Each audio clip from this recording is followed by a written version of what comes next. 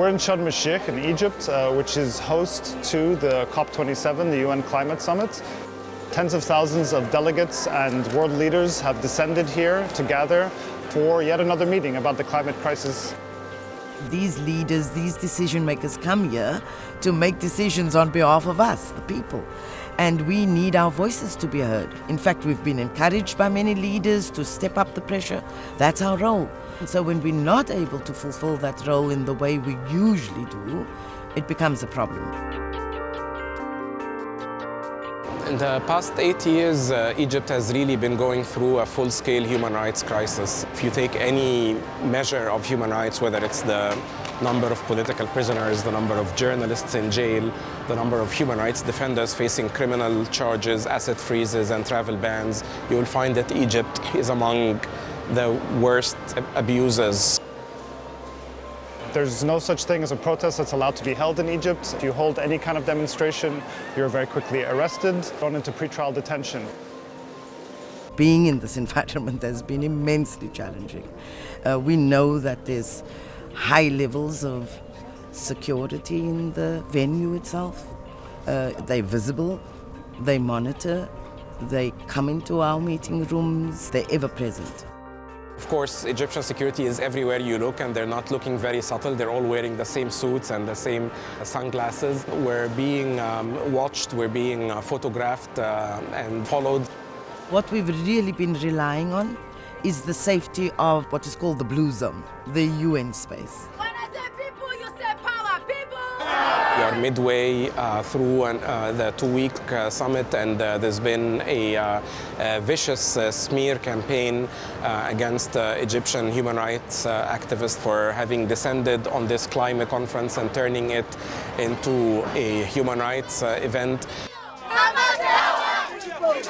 Here at COP27, civil society constituencies representing thousands of organizations and hundreds of millions of people are standing in support and with Allah. Ali Abdel Fattah is a writer and technologist and an icon of the 2011 revolution who's been imprisoned for most of the past 10 years. Ali Abdel Fattah was a pioneer blogger in Egypt when the blogosphere first appeared. He is a human rights and civil rights defender, but most importantly, the uniqueness and freshness of his voice made him really one of the most prominent faces of our revolution.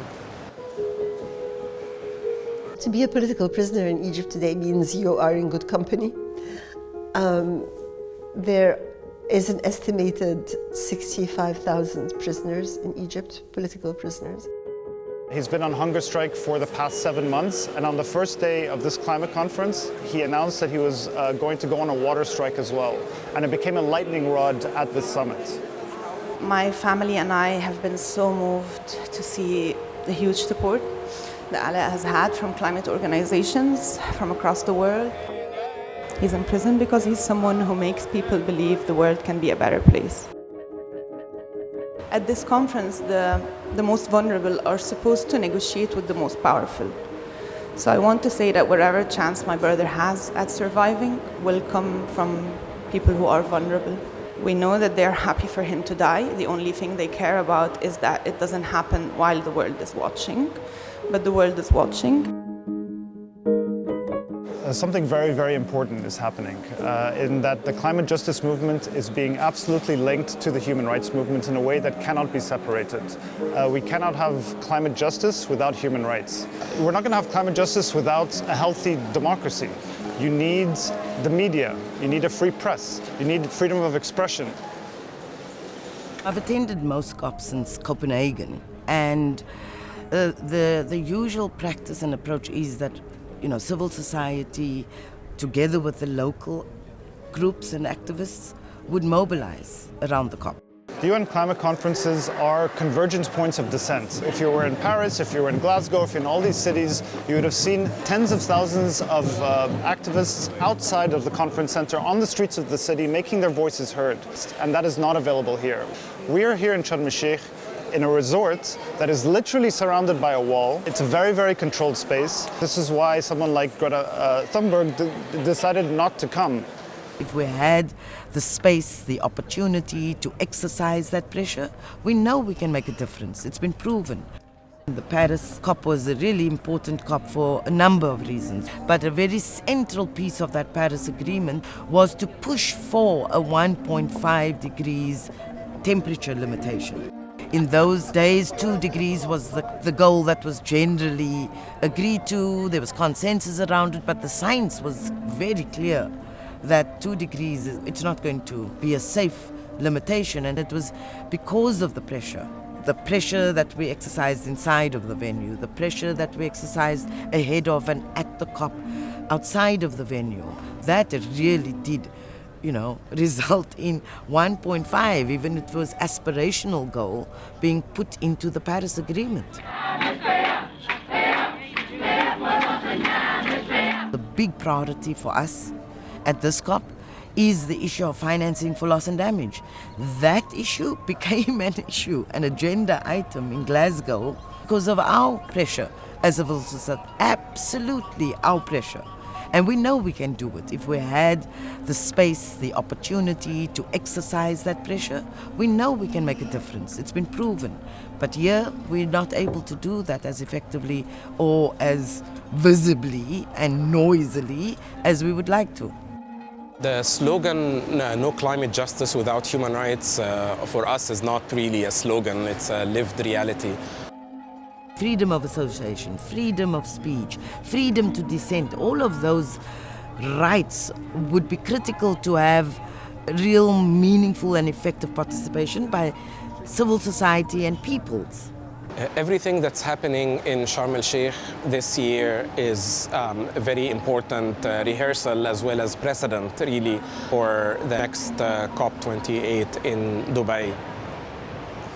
Look, as a basic criteria, we should be in places where human rights are respected. It is fundamentally decisions being made about the future of people.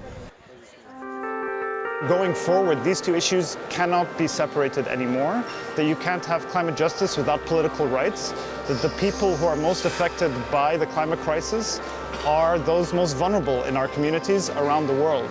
But this conference is going to end in a few days and we all go back to Cairo. Of course, there's great fear of reprisal. We have no idea what's going to happen. We can only hope that the world won't look away once it leaves the country. Although this has been the most difficult time my family has ever faced, whatever happened, I feel like Alaa has won the cause. The symbolic battle has been won by your show of support. Nazaria Columbus! Not yet defeated! Virginia Silva! I think that what happened at COP27, it gives us all a lot of hope. Not necessarily for Alaa himself, but I think the fact that so much solidarity was shown and that the movement for climate justice merged so well with the movement for human rights. I think this is very, very important and will carry on whatever happens next.